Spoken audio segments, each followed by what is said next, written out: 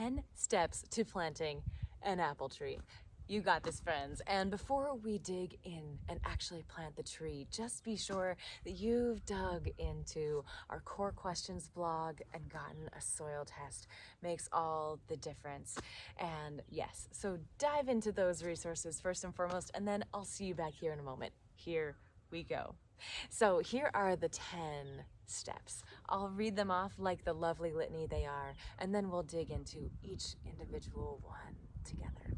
So first and foremost, assemble the tools. Second and foremost, dig the hole. Number 3, plunge the stake. Number 4, plant the tree. Now, number 5, water is life. Number 6, protect from rodents. 7, attach the tree to the stake.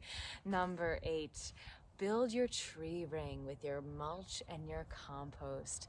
Number 9, label in a permanent kind of way your tree. And number 10, protect it from deer and porcupine. And bonus, take a deep breath. You are home. You're among family. So yes, let's dive in from the top. Assemble your tools. So yes, here we go. Today I've got shovels, digging fork. If you need a pick magnet or a lawn edger, have them in hand. A digging fork is always handy to have.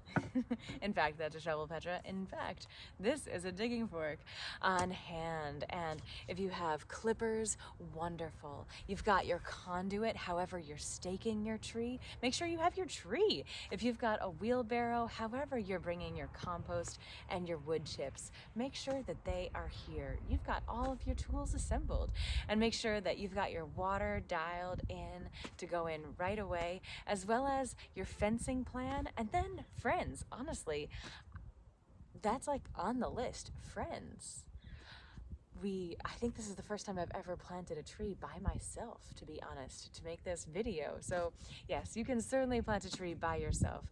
And are we ever truly alone? Me and my trillions of bacteria, me and all of the earthworms. I am not alone. But that being said, if you can plant trees with friends, it is so much fun. So yes, there are all the tools to assemble. Once you've gotten them assembled, and again, this is assuming that you've already gone through the core questions blog, you know from a very discerned place exactly why you're planting your tree where you are. And let's just ground ourselves in time. Welcome to Fruition Seeds, Zone 5, unceded Haudenosaunee lands here in Western New York. And yes, this is one of our perennial gardens. There's arnica in the rest of this bed now sleeping. There is French sorrel off to this side, yarrow on this side. Where the camera is sitting, in fact, is a cluster of mountain mint. And so yes, there are so many lovely ways to know you're home, and this tree is about to be home. Did I mention? Make sure you have your tree on hand too. So now, number 2, dig your hole. And here's some things to keep in mind. How deep? How wide? Is there sod? So depth, you only need to dig the tree as deep as the tree roots. You don't want to bury the tree any more deeply than it was already growing up out of the ground at the nursery. And you'll see it's really clear at the base where that root is coming out of the ground and the trunk is forming. There's the texture of the trunk just is different, and the color too. So it'll be really obvious. And you've got some millimeters to play with, but your goal is to only bury that deep, not less, not more. And if you go a little bit deeper, it's okay. Here's the thing, the soil in your hole will settle. But if you're like expecting it to settle more than an inch, you're probably going to be wrong. So yeah, you might only have a 10-inch deep hole. It might be less, it might be more, depending on the size of the root system of the tree that you plant. The width, by contrast, is much wider. As a general rule, these apple trees, we're planting way wider holes than deep. we want at least a 3-foot span. And here's the thing, you want to make sure that you're giving those tree roots tons of space to laterally be branching. So much of the anchoring and also nutrition of the tree, so many of the roots are within the top 6 inches going out laterally in a radius around the tree. So yes, you want that nice wide hole is crucial. Depth, not so crucial. So we dig with a shovel, and depending on your soil type, whether you have a pygmatic, more or less soils, lawn edgers can go far. And if you're digging into sod, check out our blog specifically with tips on growing into sod.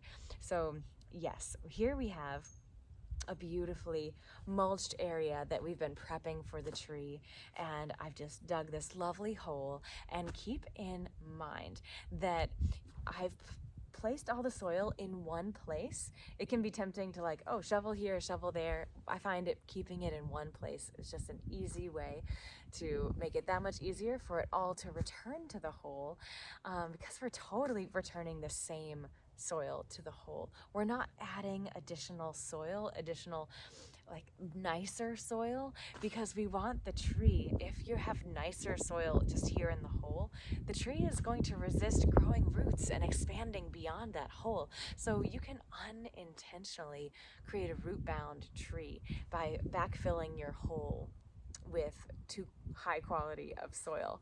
So yes, also, if you have soil, we have crumbly loam here, we have gravelly loam, and so the texture, if it's more saturated, one of the reasons we bring a digging fork is because sometimes that shoveling in on the edge can create shear edges that when backfilled, it will essentially kind of create a baby wall that will be harder for those tree roots to permeate. So I bring the fork, and our friend Heron calls this leavening, where I'm literally taking any of those sheer walls and I'm just crumbling them.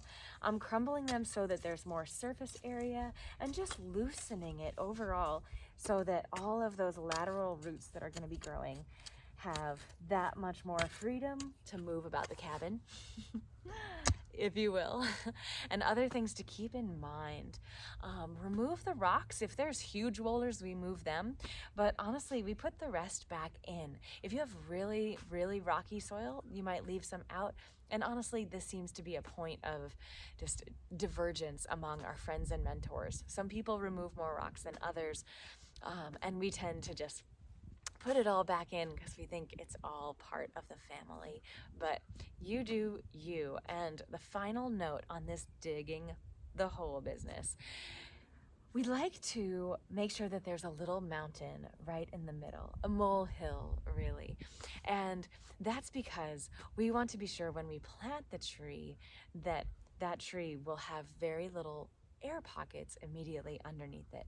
But let's talk more about that when we talk about planting the tree. So we've assembled our tools, we've dug the hole. Now number 3, plunge the stake. So if you need a stake, if you're planting a standard full-size tree, you may not. But if you are growing any of our semi-dwarf trees from Fruition, your trees will thrive all the more, surrounding you with that much more abundance when you plant them with a stake. And so this is actually a 10-foot conduit. 1/2 inch to 1 inch is great. Wider the better. Go big or go home is a phrase I never use, but maybe with this conduit it's a solid policy. And you sink that 10-foot pole 2-3 feet into the ground, and using a T-post pounded in and then we remove it is a really great way to get that in really deeply. So make sure plunging this conduit is next, and it can be a trick. So yes, next we're gonna plant the tree. So when we plant the tree, our goal is to have the bottom of the trunk equivalent, even with the soil around it, so that the trunk is entirely above the soil, the roots entirely below. And so it can be tricky, especially on a sloping hillside. We're totally flat here, but on a sloping hillside, this can be tricky. So another reason to have straight-handled implements, you can bridge the gap across the hole, and that'll let you know really what, even though there's a hole and where is the top, you can arrange and manufacture your marvelous molehill slash baby mountain so that it can really be beautifully set up for this tree to just be resting atop this molehill of a mountain. And we're doing this because we don't want air pockets beneath this root system. Air pockets means there's no soil, means there's no nutrients, means there's space for water to just sit there and stagnate rather than percolate through. And so we really want to have those beautiful, beautiful roots entirely surrounded by soil. And so, yes, I've planted, I'm like double and triple checking constantly where that root soil line, trunk line is going to be. And if you haven't already dunked your tree in water lately, go ahead, and I wish I had a bucket here. We actually, there was a puddle just over there that I dunked it in just before I scooted over and hit play. So yes, puddles, buckets, anything goes. Don't be tempted, as I often will dunk all of our transplants, like our tomato transplants, our pepper, all of our transplants get dunked not only in water, but dilute fish emulsion. You don't want to do that with your fruit trees. You really want them to not have too many nutrients. They can, if you have too many nutrients, they're going to grow just a water sprout style, really tall, really fast, without the lignified, more solid structural solidity for the plant. So just dunk your roots in water, and then spread them out, especially if they're kind of curling around in a ball. You want them to be spread out and radially as much as possible in this ring, so that they're like, oh yeah, over here, over here, over here. And again, double check that length with your handle. And now I'm going to start backfilling. And oh my goodness, so exciting. And yeah, I'm just gonna remind us again that it's so crucial, as tempting as it is to be adding lots of additional nutrients and yumminess. Resist, resist, resist. It's so important to have your tree entirely be backfilled by the soil, native soil that it came from. And with that, they will not get root bound, as can be the case if you backfill the hole with tons of awesome nutrients. Then you're like, why go anywhere else? You'll just stay there and drink the manna from heaven. So it's really, really vital to keep all of the nutrients and none of the extra ones coming straight back into your hole. I'm gonna snag this shovel. And yeah, for this stage 2, another reason I love having friends on the list of tools to assemble is that for this, I'm clearly doing this one-handed, and I just love to have one person always be holding this tree and making sure that it's straight, making sure that that root and trunk line is just going to be beautifully even with the soil line. So yes, having a friend is very handy for this portion, and for others soon to come. And something that I'm not going to spend too much time doing with this particular tree for this particular place, but that is definitely worth noting, is that you can create a little saucer around your tree so that you can be creating a little more water catchment for your tree. So yes, especially if you are on a slope, and especially if your soil is quite sandy and well drained, the more that you can create that capacity for the soil to be catching around the soil around your tree, so much the better.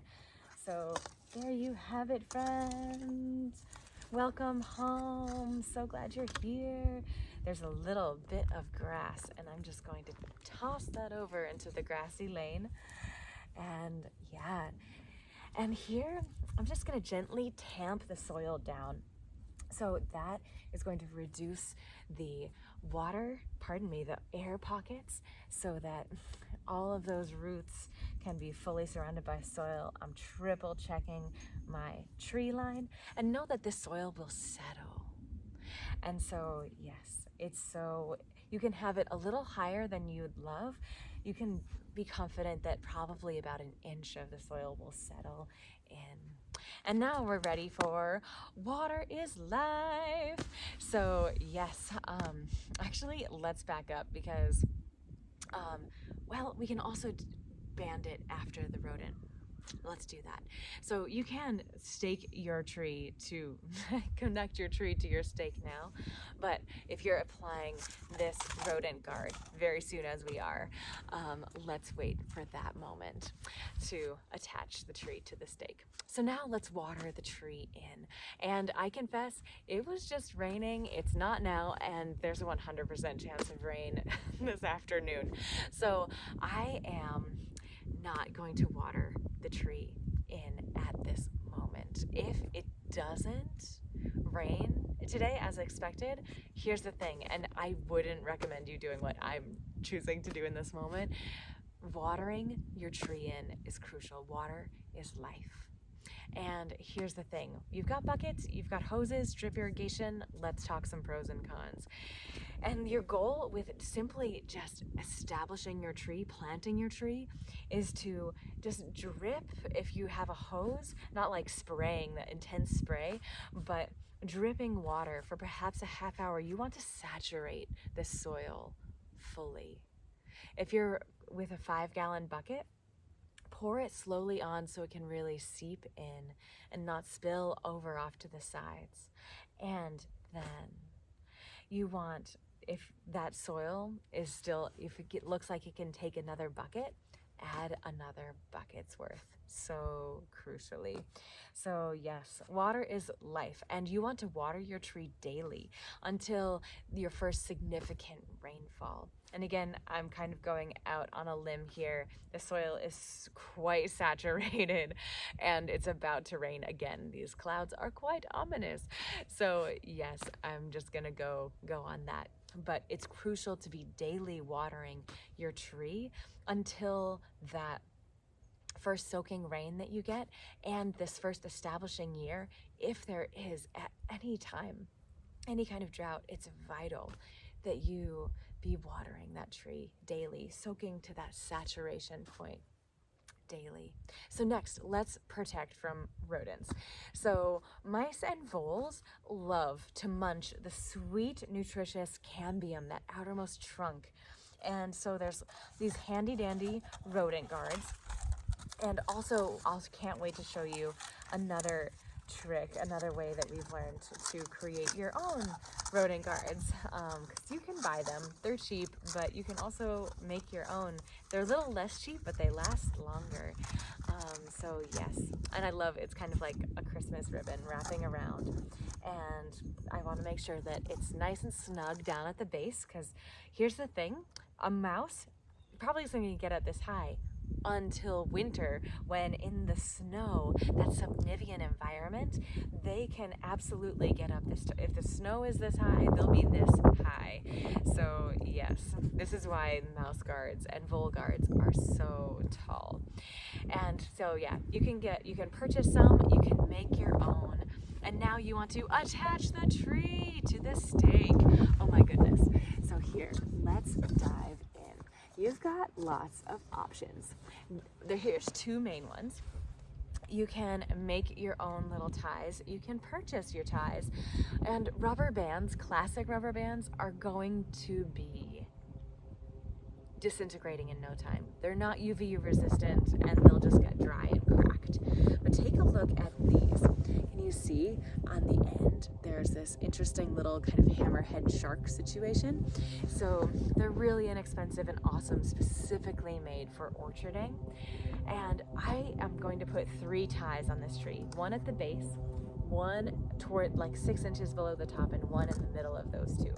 So yeah, if you're using this rubber band, awesome. And if you are using, that hold will just hold it beautifully. And if you want to use your own fabric, you know, I just cut this strip. It's an elastic fabric, so it's not going to last years and years, but as long as it's something that will grow, expand with the tree as it expands, and not constrict its growth in any way, so much the marvelous. So yes, after, for the sake of this little video and just staying focused, I will remember to put the next 2 bands up on this tree to fully attach that tree to the stake right from the onset. So next is kind of my favorite part. I love, now we build the tree ring, and this is like the nutrients, the life force, bringing the community to the tree. So, I mean, yes, there's already a community happening there without question, but here is where I'm bringing compost, and I'm gonna lay 2 to 3 inches of compost all around the base of this tree. And if you can find fungally dominated compost, that slow compost, as opposed to bacterially dominated compost, amazing. We have compost in spring that's Scoop Your Own here at Fruition Seeds. That is just awesome. And so yeah, don't be shy. And here's the thing, we want to make sure, since that trunk is so sensitive to moisture and susceptible to rotting as a result, we don't want to cover it in too much soil, and we don't want to cover it in this compost either. And so it's very thin, the compost is very thin immediately at the trunk level, but by the time it's out here, I've got 3 inches of glorious compost. So awesome. I'm gonna tuck a little more on this side, and oh, it's so beautiful.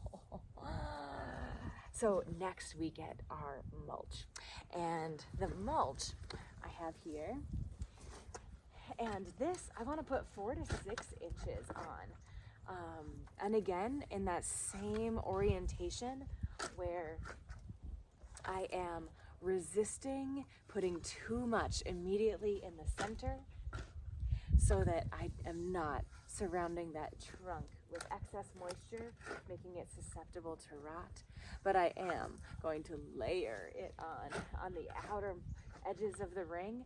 And if you are creating that saucer effect with your water catchment and your tree, make sure that your mulching, your compost and your mulch is beautifully mimicking, carrying on that pattern.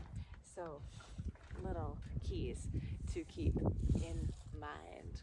And I will keep giving it a little more mulch after we finish, but let's just dive into the next step, which, oh, let me not dive too far ahead. I want to keep at the top of our minds that having the compost and the mulch layer as separate layers is very important. It can be tempting to mix them up, and they will be kind of mixing themselves as they're integrating, and all of the life surrounding them is processing, cycling those nutrients. But it's really important that, right, that compost be at the base, feeding those feeder roots first and foremost, and the woodsy, that mulch on top is acting as a mulch. It's suppressing weeds. It is absolutely retaining moisture. So having those distinct layers is much better than combining those two. So yes, now let's talk labels. And I am so good at planting trees. Labeling things, I always think, oh yeah, I'll remember that's a gold rush tree on a 935 rootstock. Oh, Petra. So yes, whether it's creating an orchard map, definitely do, or having, like, this is a lovely little aluminum tag. You can make your own vinyl tag. You can make your own painted, like, as a tag on wood. There's lots of different approaches. Just be sure that you're labeling not only what fruit, what scion wood it is. So this is a gold rush tree, but this is a 935 Geneva rootstock. So I just have gold rush 935 here. This is an aluminum tag that I've written on it with a pencil. So it's actually the embossed, so many Sharpies will just, not last the ages, maybe not even a season. And that plastic tag that comes on your tree that says what it is not designed to last long at all. So you definitely want, as soon as you're here planting your tree, just have your little tag at the ready, and so you can be labeling them and for all time. And finally, deer and porcupine pressure. So we have a great big 8-foot fence surrounding the perimeter of our farm, and that is the dream. That also is very expensive. So if that isn't part of your life, be sure to tune into our video about different approaches of putting an individual fence, a kind of cage around your tree essentially. Apples are delicious. Deer agree. Deer, in fact, think that apple trunks are delicious. And porcupines as well, just love to munch that cambium. So yes, protecting from deer and porcupine are absolutely vital. And just plan on not taking your chances. Create that fencing as soon as you have your tree planted in the ground. So now, finally, I just invite you to take a deep breath. What a glorious notion. You've planted a tree. This tree will accompany you in so many ways, across so many seasons. May you enjoy the shade of its branches in years to come, the beauty of the blossoms. Look out for those little baby birds learning to fly from the branches, and enjoy the abundance and share that abundance with everyone around you. We take care of trees. Trees take care of us. We breathe in so they can breathe out. They breathe out so we can breathe in. And this is just a beautiful reason. And you don't even need a reason to pause, to root down, to find and to thank your growing edges, to fill your lungs and know you're home.